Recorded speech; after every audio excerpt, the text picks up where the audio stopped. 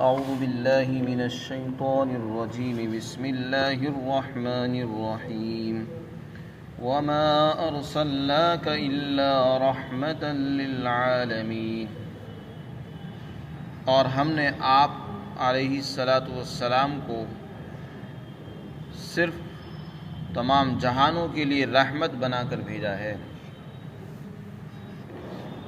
اس آیت شریفہ میں اللہ رب العزت نے آپ کو رحمت للعالمین کا لقب عطا فرمایا۔ حضور صلی اللہ علیہ وسلم اللہ کے نبی ہیں اور رسول ہیں۔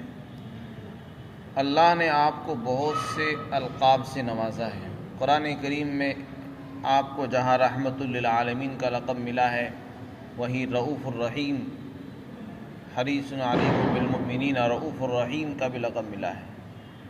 کہیں آپ کو فرمایا سراج منیر، انا ارسلناک شاہدا ومبشرا ونذیرا وداعیا الی اللہ باذنہ وسراجا منیرا۔ آپ کو داعی بھی فرمایا قرآن میں، اور آپ کو سراج منیر فرمایا، اور آپ کے بہت سے القاب قرآن کریم میں آئے ہیں۔ رحمت للعالمین کسے کہتے ہیں؟ رحمت کے معنی شفقت اور مہربانی کے آتے ہیں۔ رسول اللہ صلی اللہ علیہ وسلم کی جو رحمت تھی وہ تمام جہانوں کے لیے عام تھی۔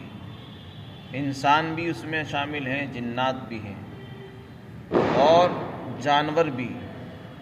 ہر چیز کے لیے آپ رحمت بن کر تشریف لائے۔ مفسرین نے لکھا ہے کہ آپ کی رحمت اتنی عام تھی کہ جب تک آپ تشریف نہیں لائے کہ دنیا اس وقت تک کفر اور شرک کی اندھیری میں اور اس کی دلدل میں ڈوبی ہوئی تھی اور پھنسی ہوئی تھی۔ جب آپ علیہ الصلاۃ والسلام اس دنیا میں تشریف لائے تو آپ کی آمد سے اللہ تعالیٰ نے کفر اور شرک کے جو اندھیرے تھے ان کو ختم فرمایا اور ان کو مٹا دیا، اور ایمان اور ہدایت کی ہوائیں چلی۔ کروڑوں انسان آپ کی تشریف آوری کے بعد سے لے کر آج تک ایمان لا چکے ہیں۔ بہت سے جنات، بہت سے انسان مسلمان ہوئے آپ کی تشریف آوری سے۔ جب تک آپ نہیں آئے تھے لوگ گمراہی میں پڑے ہوئے تھے، تو آپ کے آنے سے کیا ملا؟ لوگوں کو ہدایت ملی، جہنم سے بچ گئے۔ جہنم سے بچ جانا، جنت مل جانا، یہی بڑی رحمت ہے۔ اور آپ صلی اللہ علیہ وسلم نے لوگوں کو ایمان کی تعلیم دی، توحید کی دعوت دی، ایمان کی دعوتیں دی، اعمال صالحہ، نیک اعمال کے اچھے عمل کرنے کی دعوت دی۔ تو لوگوں کا نیک عمل کرنا یہ بھی رحمت ہے۔ اللہ نے ہمیں ایمان کی توفیق دی ہے، وہ آپ حضور صلی اللہ علیہ وسلم کے طفیل میں آپ تشریف لے آئے تو ہمیں معلوم بھی ہو گیا کہ ایمان کیا چیز ہے، اور اگر آپ تشریف نہ لاتے تو ہمیں معلوم نہ ہوتا کہ ایمان کیا ہے اور اللہ کون ہے، کیونکہ دنیا کفر اور شرک کی اندھیری میں پڑی ہوئی تھی۔ یہ اللہ کا احسان ہے کہ اللہ رب العزت نے ہم پر ایسے نبی کو مبعوث فرمایا کہ جن کی برکت سے اللہ نے ہمیں ہدایت سے نوازا ہے۔ اس لیے فرمایا لقد من اللہ علی المؤمنین اذ بعث فیہم رسولا من انفسہم۔ اللہ نے احسان فرمایا بہت بڑا، ایمان والوں پر یہ بہت بڑا احسان ہے کہ اللہ نے اس امت میں نبی بھیج دیا، اور ان کے طفیل میں ہمیں ایمان مل گیا، قرآن ملا، اور اللہ کی طرف سے ہدایات، اللہ کی احکامات ہمیں مل گئے، ورنہ تو ہم کہاں ہوتے اللہ ہی جانتا ہے۔ تو اللہ کے رسول صلی اللہ علیہ وسلم نے جن کو ایمان کی دعوت دی ان کے لیے بھی رحمت ہے۔ آپ علیہ السلام نے جن کو اعمال صالحہ کی، نیک عمل کی دعوت دی تو ان کا نیک عمل کرنا یہ بھی رحمت ہے۔ کیوں؟ اس لیے کہ ایمان لانا یہ اللہ کی رحمت کو اپنی طرف متوجہ کرنا ہے۔ جب آدمی درود شریف پڑھتا ہے تو 10 مرتبہ اللہ رحمتیں بھیجتے ہیں اس پر۔ تو درود شریف پڑھنے کی جو فضیلت ہمیں بتائی ہے وہ آقا مدنی صلی اللہ علیہ وسلم نے بتائی ہے۔ فرمایا من صلی علی واحدۃ صلی اللہ علیہ عشرا، جو ایک مرتبہ مجھ پر درود بھیجتا ہے اللہ اس پر 10 مرتبہ رحمتیں بھیجتے ہیں۔ تو اللہ اس سے پتہ چلا کہ اگر ہم اللہ کی رحمت کو متوجہ کرنا چاہتے ہیں، اللہ کی رحمتیں ہمارے اوپر برسے، تو اس کا سب سے آسان طریقہ ہے کہ درود پڑھیں۔ حضور صلی اللہ علیہ وسلم پر ایک مرتبہ درود پڑھو، اللہ کی رحمتیں 10 مرتبہ ہمارے اوپر متوجہ ہو رہی ہے۔ تو ہمیں جو نیک اعمال حضور نے بتلائے ہیں یہ بھی رحمت کے متوجہ کرنے کے اسباب ہیں۔ تو آپ رحمت للعالمین کس اعتبار سے ہیں اس کے بارے میں بتا رہا ہوں کہ رحمت للعالمین کو جو لقب ملا ہے حضور صلی اللہ علیہ وسلم کو، یہ ویسے ہی نہیں مل گیا، اس لیے کہ آپ کی وجہ سے سب پر رحمت ہوئی ہے اور سب اس میں شریک ہیں، انسان بھی، جنات بھی، جانور بھی، چرند و پرند بھی۔ آج ہمارے اوپر رحمتیں جو برس رہی ہیں وہ حضور کے طفیل میں، کیونکہ آپ کو رحمت للعالمین بنایا اور آپ ہی کی وجہ سے ہم پر رحمتیں ہو رہی ہیں۔ ہم ایک مرتبہ درود پڑھتے ہیں تو 10 مرتبہ اللہ کی رحمتیں ہمارے اوپر نازل ہوتی ہیں۔ ہم نمازیں پڑھتے ہیں، نماز کی وجہ سے ہم پر اللہ کی رحمتیں اترتی ہیں۔ ہم ایمان لاتے ہیں تو اللہ کی رحمتیں آتی ہیں، قرآن پڑھنے سے اللہ کی رحمتیں متوجہ ہوتی ہیں۔ اسی طرح حدیث میں آتا ہے کہ عالم کے لیے آسمان اور زمین کی مخلوقات اس کے لیے رحمت کی دعائیں کرتی ہیں، یہاں تک کہ سمندر کی مچھلیاں پانی کے اندر وہ بھی اس کے لیے استغفار اور رحمت کی دعائیں کرتی ہیں۔ تو اس سے معلوم ہوا کہ علم کو حاصل کرنا یہ بھی اللہ کی رحمت کو اپنی طرف توجہ کرنا ہے۔ یہ ساری چیزیں کس نے بتائی ہے؟ حضور صلی اللہ علیہ وسلم نے۔ اگر آپ تشریف نہ لاتے اور آپ ہمیں یہ بیان نہ کرتے تو ہمیں کیسے پتہ چلتا ہے کہ علم حاصل کرنا کتنی بڑی دولت ہے؟ تو اس سے پتہ چلا علم حاصل کرنا بھی اللہ کی رحمت کو اپنی طرف متوجہ کرنے کا ایک اہم ذریعہ اور سبب ہے۔ اب ہم لوگوں اللہ سے دعا کرتے ہیں اللہ رحم فرما، تو اس کے اسباب بھی تو اختیار کرنے چاہیے۔ کن کن چیزوں سے اللہ کی رحمتیں ہم پر آتی ہیں؟ گناہ کرنے سے اللہ کی رحمتیں دور ہوتی ہیں، اللہ کی ناراضگی بڑھتی ہے، اور نیک اعمال کرنے سے اللہ کی رحمتیں ہمارے اوپر برستی ہیں۔ درود شریف پڑھنے سے اللہ کی رحمتیں آتی ہیں، نماز پڑھنے سے آتی ہے، علم حاصل کرنے سے متوجہ ہوتی ہیں، اور اللہ کو راضی کرنے سے اللہ کی رحمتیں ہم پر متوجہ ہوتی ہیں۔ تو اس اعتبار سے اگر آپ کو رحمت للعالمین کا لقب ملا ہے تو وہ بالکل برحق ہے، بجا ہے، کیونکہ آپ کی وجہ سے ہم پر رحمتیں ہو رہی ہیں۔ آپ صلی اللہ علیہ وسلم کو اللہ تعالیٰ نے رحمت للعالمین کا لقب دیا ہے کہ آپ رحمت للعالمین ہیں، اور صرف انسانوں کے لیے ہی نہیں، جناتوں کے لیے بھی، چرند پرند کے لیے بھی۔ حدیث شریف میں آتا ہے کہ ایک پہاڑ، جب کسی پہاڑ پر سے کوئی آدمی گزرتا ہے اور اللہ کا ذکر کرتا ہے تو ایک دوسرا پہاڑ اس سے پوچھتا ہے کہ آج تیرے اوپر سے کوئی گزرا ہے؟ کیا تیرے اوپر سے آج کوئی ایسا بندہ گزرا جس نے اللہ کا ذکر کیا ہے؟ اگر کوئی ایسا شخص گزرتا ہے تو وہ کہتا ہے کہ ہاں گزرا ہے۔ تو دوسرا شخص اس بات کو سن کر، دوسرا پہاڑ اس بات کو سن کر خوش ہوتا ہے۔ کیوں؟ اس لیے کہ اللہ کا جب تک اللہ کا ذکر ہوتا رہے گا یہ ساری کائنات باقی رہے گی۔ تو پہاڑ خوش اس لیے ہو رہا ہے کہ اللہ کے ذکر کرنے والے بھی موجود ہیں تو ہمارا بھی وجود ہے، اور جس دن اللہ کا ذکر کرنے والے نہیں رہیں گے پہاڑ درم برم ہو جائیں گے، ریزہ ریزہ ہو جائیں گے۔ تو پہاڑ بھی خوش ہو رہا ہے۔ حدیث شریف میں آتا ہے قیامت نہیں آئے گی جب تک اللہ اللہ کہنے والے دنیا میں رہیں گے۔ تو اللہ کا ذکر کرنا یہ بھی دنیا کے بقا کا سبب ہے۔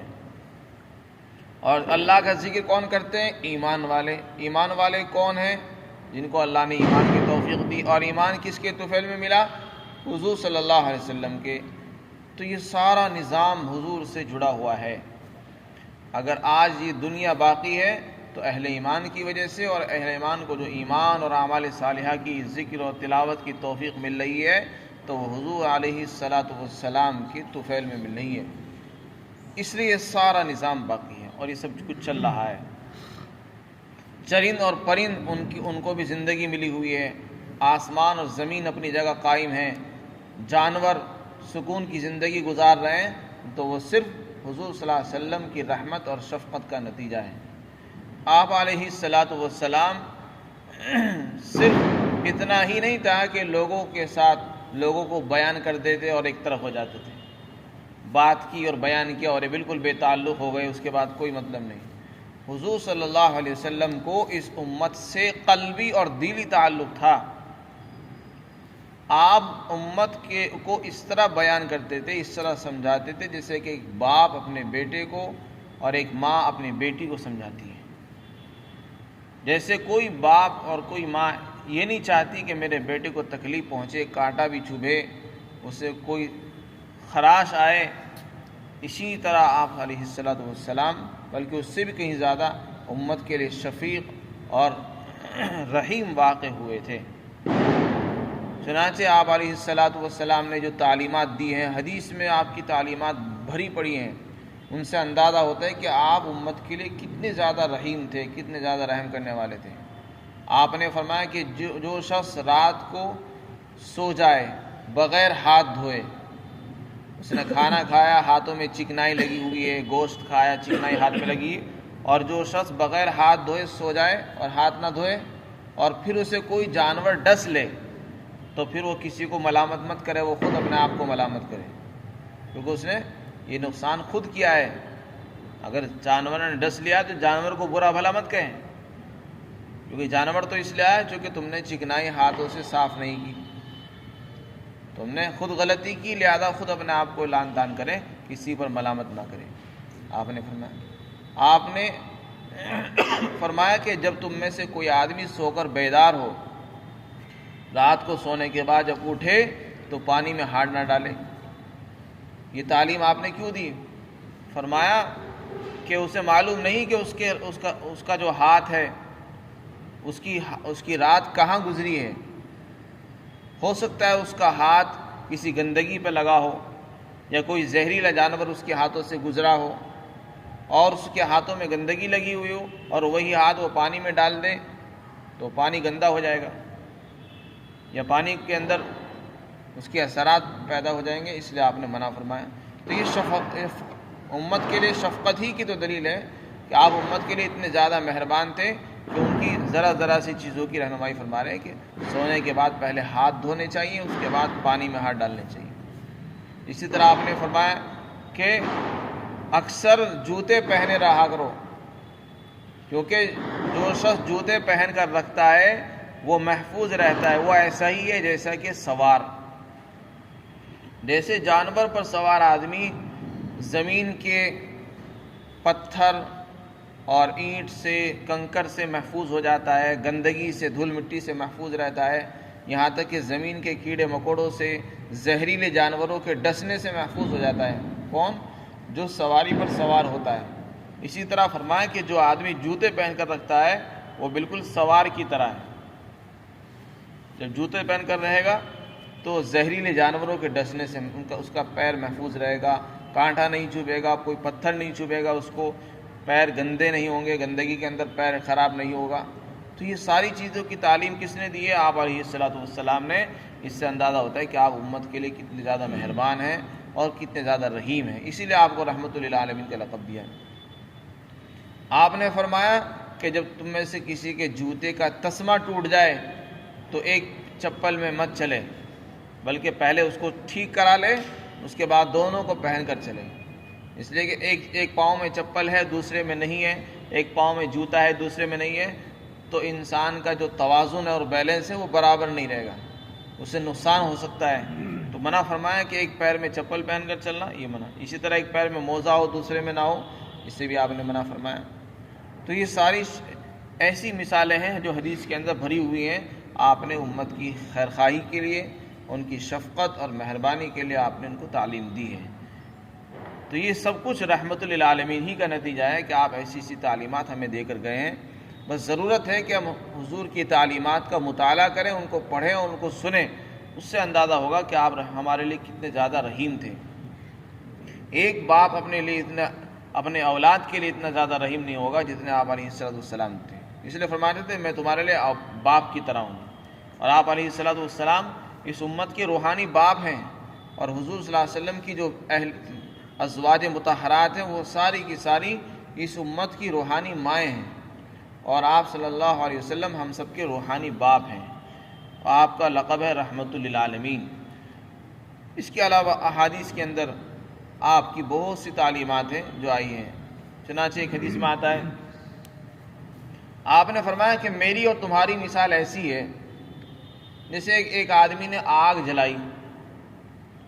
اب امت کی اور اپنی بارے میں مثال بتا رہے ہیں کہ میری اور تمہاری مثال ایسی جیسے کہ ایک آدمی نے آگ روشن کی، اور آگ روشن کرنے کے بعد اس کے بعد پروانے اس پر جو جانور چھوٹے چھوٹے سے آتے ہیں آگ پر گرتے رہتے ہیں، مرتے رہتے ہیں، لائٹ پر آتے ہیں، تو فرمایا کہ پروانے آگ پر گرنے لگے اور مرنے لگے،